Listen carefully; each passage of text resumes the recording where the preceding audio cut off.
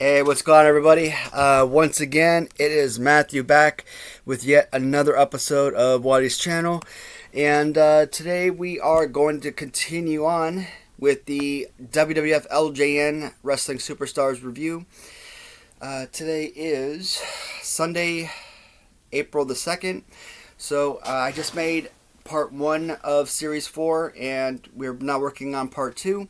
And I'm going to try and get part 3 and knocked out today as well. So, last video ran a little over 30 minutes. So, again, I'm going to kind of stick with 6 characters. And we'll probably look at about another 30-minute video or so. So, let's dive right in to the next set of superstars from the 1987 line of Series 4. First one we look at is the Cowboy Bob Orton figure. Now, as we know, Bob Orton, easily one of the top 10 worst action figures of the LJN line. An absolutely horrendous figure. Like Jimmy Snuka or Rick Rude, he's essentially an unplayable figure. Terrible. But I absolutely covet figures that come with accessories. That is a positive. This particular figure on this card, it looks fantastic. It displays really well, and it just looks absolutely incredible. So this is look like a 22 back on this figure. Do I know much about Bob Orton? Not really. I have a number of Jakks Classic Superstars with him, and I think Randy Orton, one of the current superstars of WWF, WWE, whatever, is his son, I want to say. I think that's what it is. But anyways, Bob Orton, I don't really have any memories or history with this character. He and Roddy Piper were always together, always tagging and whatnot, so that's something to think about. You know, you do watch a lot of old videos, Coliseum videos, YouTube videos, whatever you come across. And you do see them constantly. You know, Piper's Pit, Bob Orton's always in the backdrop. Kind of remind me of Virgil with the $1 Million Man. Kind of like the little bodyguard and whatnot of Roddy Piper. I mean, Roddy Piper's like one of the biggest badasses there is. So, like, why would Roddy Piper need a bodyguard? Bob Orton. And another one of those figures that you would think would sell for like super high on card because of said accessory. And I think in the past, I have seen so many sellers list that card for $600, $800, $1,500, etc. That I found that on Mercari, and I think I got it for like $200, $250, $300, something like that. And I was so super thrilled with that price. And nowadays, you could probably buy it on auction through eBay for around $200, $250, and is it worth it? On card, I think it is. So, Bob Orton, like I said, he is someone that I have many duplicates of, so what happens?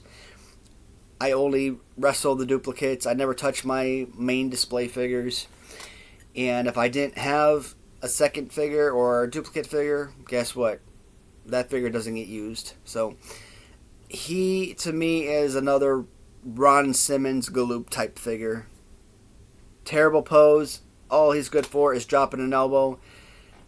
Maybe you could slide someone's head in there and do a DDT or something. I mean, with the overall look, if you take away the fighting pose, with the little vest that he's got on to go along with a hat accessory, this is a beautiful looking figure. It really is. It's just that fighting pose kills me, and I'm such an obsessive fan of, you know, playability with action figures and with the ability to actually wrestle. And so when I look at something like this, it kills me inside. This has a lot of potential to be a really great figure to use, but to me, it's an unusable figure. I'm sure there are many people out there who get a lot of enjoyment, both kids and adults, whoever want to wrestle these figures. I just can't do it. Like, I just don't enjoy it. It's just not a fun figure for me. Bob Orton, aesthetically looks fine as a display piece. Just, in my opinion, one of my top 10 least favorite LJN original figures.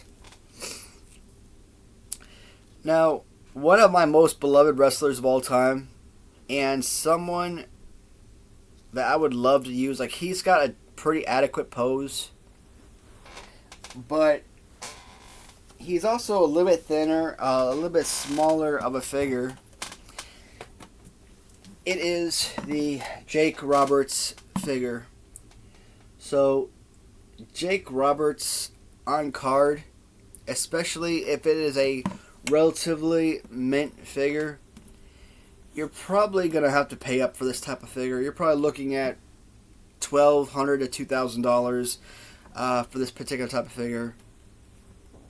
I actually bought a pretty beat up one just before I got this one, and I paid like $225 for it. I don't know if it was best offer or an auction, but you know, that particular card that I bought, I don't think it had a snake with it, and you know, the bubble was coming up. You know, the card backing was wavy. I'm like, okay, I've got another, you know, spare snake. I'll throw it in the package, tape it up. You know, it really, the accessory is what gives it a good chunk of it, gives it its value. So put that up and see if anybody bites on it. You know, obviously you take really good photos, you give a major description, let the buyers know exactly what they're getting, and I mean, it gets a lot of views, no doubt, but it's just not something that I think a lot of people are interested in. They really want that mint figure and whatnot, so I understand.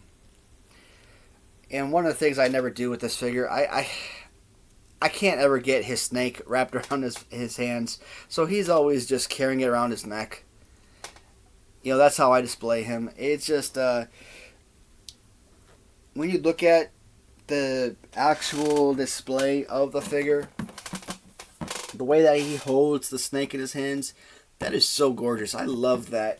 But like, when I can never bend the snake the right way in order to get it to really mesh in his hands really well, and you basically got to hold it to keep it in place, and it just sucks. So I just say screw it. I just get so frustrated trying to get it to situate. I just keep it on his chest, or keep it over his shoulders. Like many of my figures, you know, you go around Treasures, you get these really super awesome rubber belts. Look just like the original LJN belts. And with me, depending on what figure I plan on putting the belts on, I choose different color belts, and I go with different color plates, because you don't want to use the same thing over and over again. You want to get different color schemes throughout. That way you have a plethora of different choices, different selections. So I decided to go with a black belt with a silver plated, with silver plates on this figure, and I think it looks really well. Is it a playable figure? Absolutely. With the arms out and everything, you still pretend to be like you're throwing punches or whatnot. Not the best body slam, but it's something, over the top sting drop or something. I don't know. It's a good figure. There's certain variants, I guess. I've heard that there's variants out there where, I don't know how dark it is, if you guys can really make it out, but so he's got these little purple snakes coming down his pants as part of his design. So apparently there's some kind of design out there where he just simply has green pants and no snakes.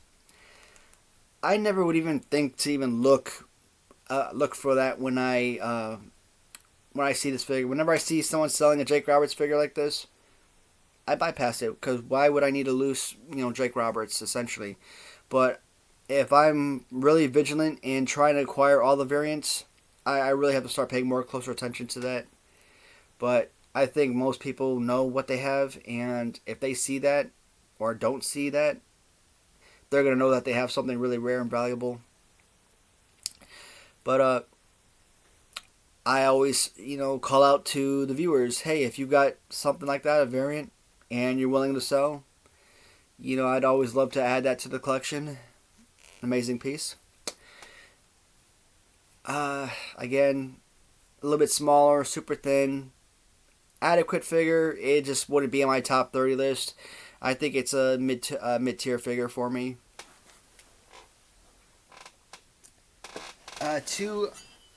One of the most valuable figures because of her accessory is Elizabeth. And you get a couple of these different, skirt accessories. The only one that I've ever come across really is the silver skirt. Occasionally you might find a loose purple skirt selling on auction and whatnot, but I mean, I'm trying to think, do I really want to peel off the sticker up here? I've called her a glorified Barbie doll in the past, and to me, I still feel the same way. So many female wrestlers, whenever the toy companies make the female wrestlers, they make them so thin, so small, super tiny hands. The bodies are just so. I don't care if you've got a male wrestler who weighs 300 pounds or 250, 225, whatever, and then you got a female wrestler over here that weighs 105, 115 pounds. You can still create. You could have made these two figures the same size and still had her be a nice thin character. You didn't have to make her, chunky by giving her this body type, But Elizabeth, glorified Barbie doll or not, she's got the accessory. She's one of the most beloved managers of all time. And I mean, the beauty of the WWF. I mean, come on. How many of us as kids weren't in love with Elizabeth as kids? Crazy. So, this one, I think I've been getting these carded figures for about $300. I think that's about the going right nowadays. You get these Elizabeth card figures for hovering around $300 to $400. Again, I got this figure particularly from Stinger GQ because of the skirt. I've got like a million Elizabeth figures on hand, but very few of them actually have skirts. And I buy so many of them because of all the Macho Man customs I have, and I want to have an Elizabeth figure right next to him. Some of the Elizabeth figures are customized. One of them was really poorly customized to look like a Queen Sherry.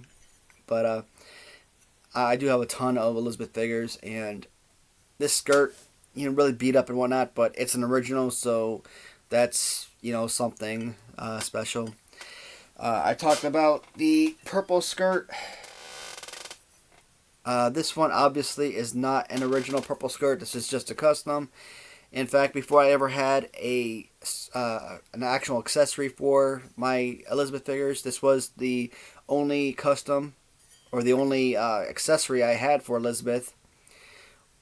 And from the seller that does the customs of the skirts, I went with purple because of the rarity of the purple compared to the gold version.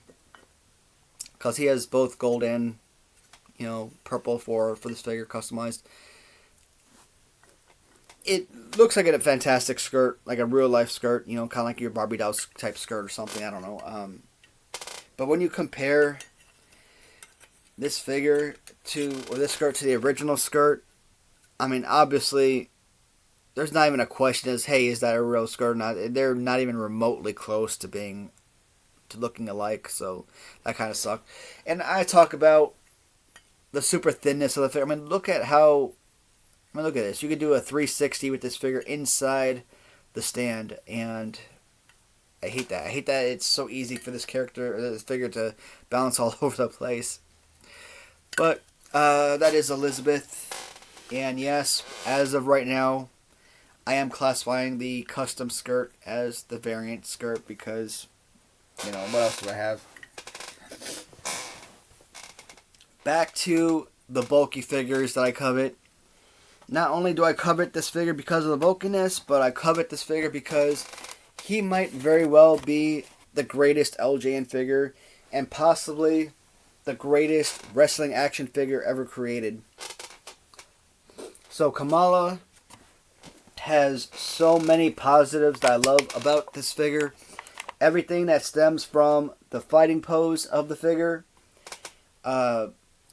like I said, to me, Hulk Hogan has the best fighting pose among the LJNs. He's right up there with, Hulk Hogan, Big John Studd, Andre the Giant. So those three figures plus Kamala, four of the most perfect figures you're going to find in the LJN line. Some of the added benefits with the paint scheme throughout of the character. And like Bundy, he's got that bulkiness that I absolutely covet. If I wanted 5 figures and I could have my selection of any 5 figures, yes, Bundy would definitely be up there because of that bulkiness and because of the displayability. Kamala is also, if not number 1, at least number 2 of my first selections. I know I should say, well, if you had 5 choices, wouldn't you go with all Series 6 Black Card figures? Theoretically, based on value of the figures, absolutely. But, I mean, this is just an absolutely perfect figure in every way, shape, or form. And, I mean, there's not really too much more to say. I mean, Kamala, I don't want spoilers. So anyone who hasn't seen either my first or second LJN tournament, you might want to fast forward about a minute. So the first LJN tournament, Big John Studd and Kamala came down to the semifinals. They were 2 of the last 4 figures remaining, 2 of the originals. Big John Studd pushed forward into the finals in the first tournament. In the second tournament, semifinals, I had 5 figures. I think it came down to Big John Studd and Kamala again in the semifinals. So that time I decided to go with Kamala. I could have gone with Big John Studd again. To this day, I still classify Big John Studd as my favorite LJN. But, I mean, Kamala is...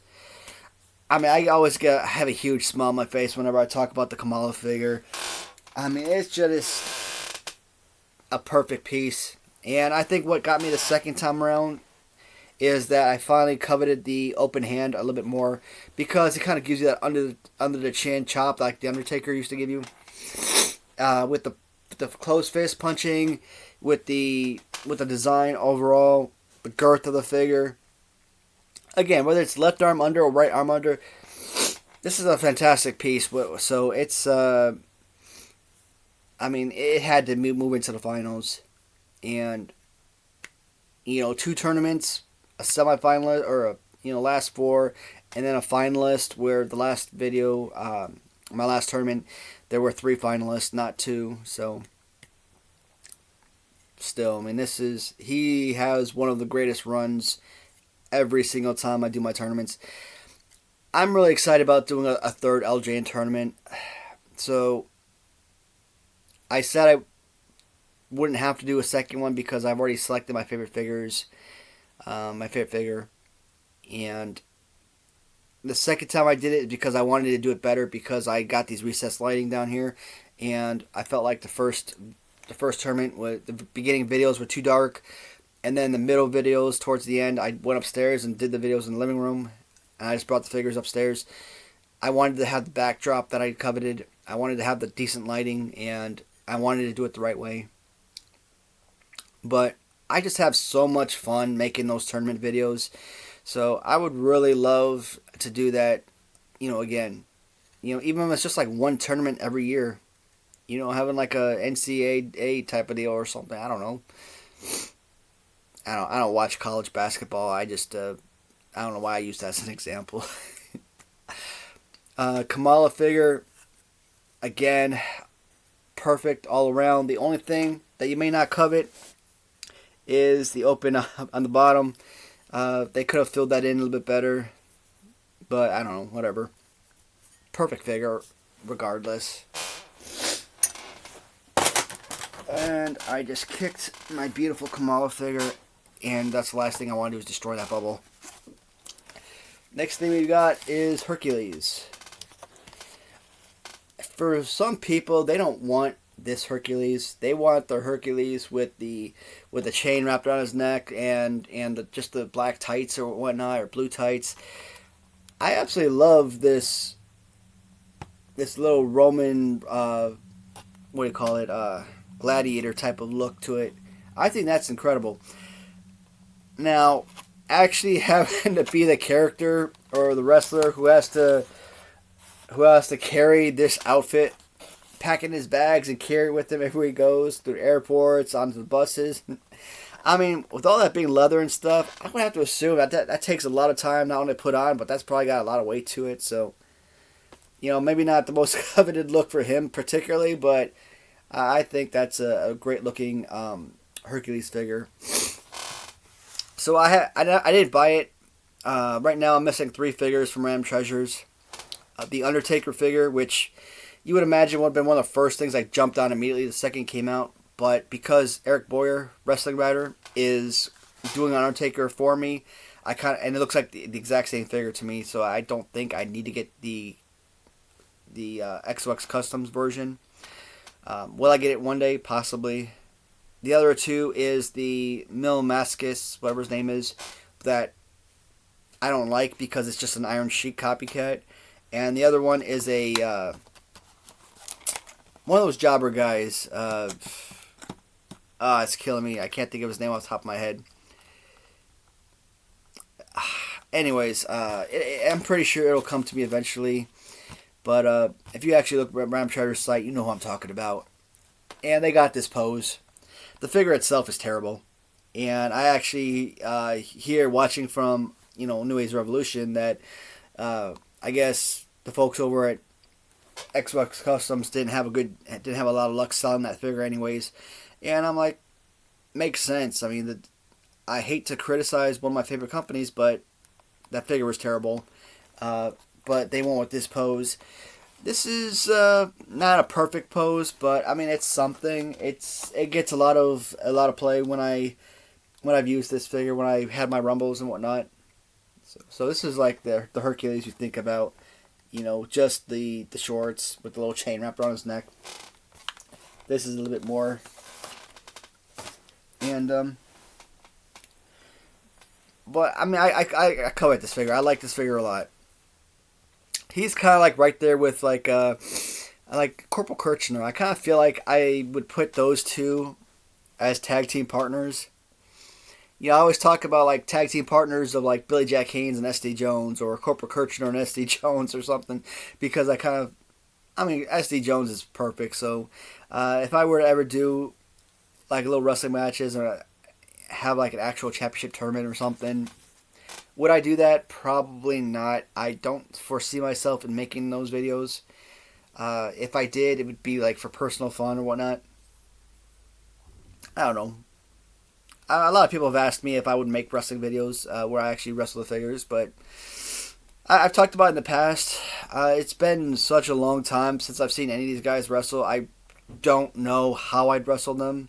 I don't remember their fighting skills or their finishers or anything like that. So basically, all the wrestlers would basically wrestle the same way, and I just wouldn't know how to use them. And Hercules, kind of the same way, kind of like your big buff, heel guy. I really don't remember him too well with this. I've seen him in this outfit, but that guy at the top of the card, that's how I remember him best. Not the best pose, but it's a playable pose. He still gets used regardless. The Hercules Hernandez, number 5 for this video. The last figure that I'm looking at for part 2 of this series is the King Harley Race figure. Another absolutely perfect display piece. 100, again, when you look at carded figures, Harley Race is got to be 5 on your top 5, if not at best, maybe top 10 at worst, among your figures that you want to have on card. This one particular probably doesn't deserve a hard casing. I put it in here because this figure was expensive as heck, but when you actually look at the top just above his head, it does look like the bubble is coming loose. So these cases, they actually do have these little sliders on the 2 sides, and then one at the bottom to keep the figures in place. But I always feel when I tried sliding one of my figures, I think I tried using the Jake Roberts. I tried sliding in there. I kind of felt like I was creasing the card or something by doing that. So I'm like, you know what? Forget that. I won't do it. If I have to have it sit out like this, where the box is, that's fine with me. But because of that, because I can actually see the white outline of the bubble, I might just take this out of the casing and put it on the big shelf. That's, in all honesty, I want to do that with all of these figures. I don't want any of these figures to be encased because I want them to be in order the same way that I have my loose figures situated. And if I go up there and I'm looking for a Harley Race right after Hercules, and I look up there and I'm like, okay, there's Hercules, next it's Harley Race, no Harley Race, next is Coco Beware, or next is Outback Jack. Well, it's like, well, where the heck is Harley Race and where's Coco Beware? And when I know I have those carded figures, so. But you've seen my display. I like the way that sits over there. It displays nice. The only thing, again, as a carded piece, perfect. But what am I talking about? As a figure, you're a child, you're an adult, it doesn't matter. Whoever is utilizing these figures, whoever's having fun, whoever's playing with these things, and getting a kick out of their wrestling figures, what is the one thing you're looking for? You're wanting figures that you could actually use as a playable figure, and this is just not it. This is kind of like, I'm kind of torn between this figure. He has the potential to be one of the worst action figures from the LJN line, but he also has the potential to be one of the best. It's kind of like Fran Drescher's voice. You're either in love with her voice or you absolutely despise her voice. There is no in between. This figure is the same thing. You either love this figure to death or you hate this figure to death. There is no, well, this is a mid-tier figure for me. So, for me personally, though, I just don't know how to feel about this one. I absolutely love the robe that he wears. It's incredible. With the crown accessory, this is just an absolutely fantastic, aesthetically looking figure. But the play pose is just so terrible, you can't really do anything with it. So he is essentially nothing more than a display piece. And that sucks. Because if you got a Harley Race, you're going to want to wrestle this guy. I don't know anything about Harley Race. This is a man that's probably wrestled in the 70s, possibly in the 60s, who knows. I don't know. I don't think I've ever seen Harley Race wrestle, to my knowledge. Going back, watch some old videos, you see Harley Race as a manager in WCW. I think he was part of the Four Horsemen, maybe. If not the Four Horsemen, he was with some kind of faction. I don't know. I didn't really watch WCW as a kid like that, so. And I don't really remember. Like I said, WWF was my thing. WCW, I switched over every now and then. When I'm flipping through the channels, I might watch a few minutes of it. But normally it's because it's like Sting and Vader wrestling or something. But I was never like really super into WCW. But then when you look at the WCW collections with the original San Francisco or the Globe collections, you're like, well, you must have been an obsessive WCW fan, but it's just not how it played out. That's Harley Race. So in Series 4, Part 1, we reviewed Billy Jack Haynes, Adrian Adonis, both of the Killer Bees, and both of the Heart Foundation figures. So 6 characters. Here in Part 2, we reviewed Bob Orton, Jake the Snake, Elizabeth, Kamala, Hercules, and now Harley Race. In Part 3, we will close out the last 5 characters. They will include Coco Beware, Outback Jack, Ted Arcidi, Ken Patera, and Vince McMahon. That will close out your Series 4 1987 run. What I'll probably do is make each series once a week. Whether it takes 1 video or 3 videos to make each series, I'll probably sit down, come down here once a week and make those series. And in the meantime, I've already completed the Hasbro tournament. I actually completed the Hasbro tournament. I think I completed the Hasbro tournament either the same day or the next day after I completed round 3 of the tournament. So I knocked out rounds 4, 5, and 6 in like no time.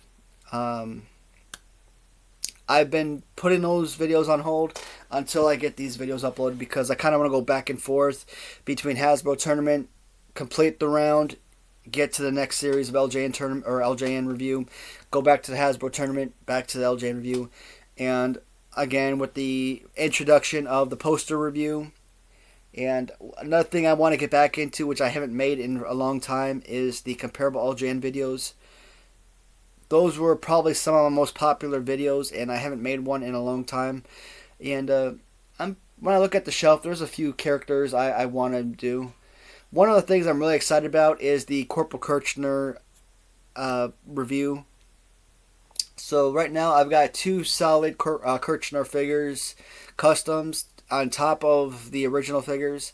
And there's one that Eric Boyer was making for me with like an Arctic version. I kind of have it pictured in my head. It's gonna look like Bushwhackers from Series 2. That's kind of like what I envision when he gives me the description. But I've been holding off on making that video because I want to include that figure in that review. But it's probably gonna be a while before I get that figure back, anyways. So if I do start these comparable LJN videos up again, I might just have to skip ahead and just start working on what I have available right now. Well, I'm going to end the video here, guys. That's the updates for my planning for the future in the short term. Once again, everybody, thank you so much for watching. Truly appreciate you all. And I will see you in the next and final video for Series 4. Thanks, everyone.